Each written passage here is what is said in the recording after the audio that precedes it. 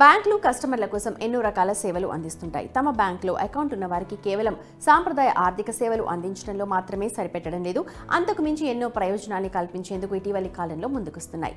వాటిలో ముఖ్యమైనది health insurance. దాని గురించి చూద్దాం. భారత్లో బ్యాంకింగ్ వ్యవస్థ వృద్ధి చెందుతోంది, వేగంగా విస్తరిస్తోంది. బ్యాంకులో ఎన్నో రకాల అకౌంట్స్ ఉంటాయి. వీటితో ప్రత్యేకమైన బెనిఫిట్స్ అందిస్తుంటాయి బ్యాంకులు. సేవింగ్స్ అకౌంట్తో మీ నగదును దాంట్లో డిపాజిట్ చేసుకోవడం సహా దానిపై వడ్డీ ఆఫర్ చేస్తుంటాయి.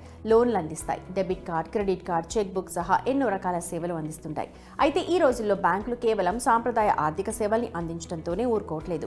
ఇంకా ఎన్నో బెనిఫిట్స్ అందించేందుకు ఇంట్రెస్ట్ చూపిస్తున్నాయి. ముఖ్యంగా దీంట్లో చెప్పుకోవాల్సింది వినియోగదారుల సంక్షేమం. తమ కస్టమర్ల ఆరోగ్యానికి ఎక్కువ ప్రాధాన్యం ఇస్తున్నాయి. దీంట్లో భాగంగానే ఆరోగ్య బీమా ప్రయోజనాల వంటి సేవల్ని కస్టమర్లకు అందిస్తున్నాయి.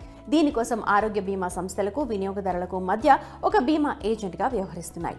పొదుపు ఖాతా ఉన్న వారికి జాయింట్ హెల్త్ ఇన్సూరెన్స్తో రక్షణ కల్పించేందుకు ప్రస్తుతం చాలా వరకు బ్యాంకులు ముందుకొస్తున్నాయి. పలు బీమా సంస్థలతో ప్రత్యేక ఒప్పందం కుదుర్చుకుని బ్యాంకులు హెల్త్ ఇన్సూరెన్స్ సేవల్ని తమ కస్టమర్లకు అందిస్తున్నాయి.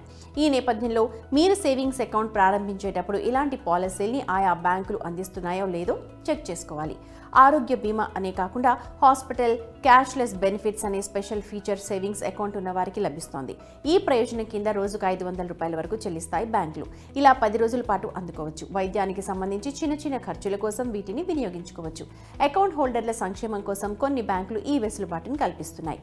తమ అకౌంట్ హోల్డర్లకు ఏడాదికి ఒకసారి ప్రాథమిక వైద్య పరీక్షల్ని చేయించుకునేందుకు బ్యాంకులు అవకాశం కల్పిస్తున్నాయి. ఇలాంటి పరీక్షలతో రానున్న రోజుల్లో కలిగే ఆర్థిక ఇబ్బందుల్ని ముందుగానే గుర్తించవచ్చు.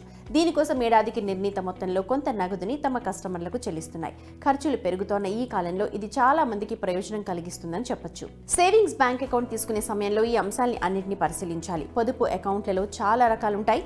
మీరు తీసుకునే అకౌంట్కు సంబంధించి ఈ బెనిఫిట్స్ ఉన్నాయో లేదో పరిశీలించాలి. ముందుగానే ఏ అకౌంట్ మీకు ప్రయోజనం కలిగిస్తుందో తెలుసుకోవడం ఉత్తమం. తర్వాతే మీ అకౌంట్ని ప్రారంభించాలి.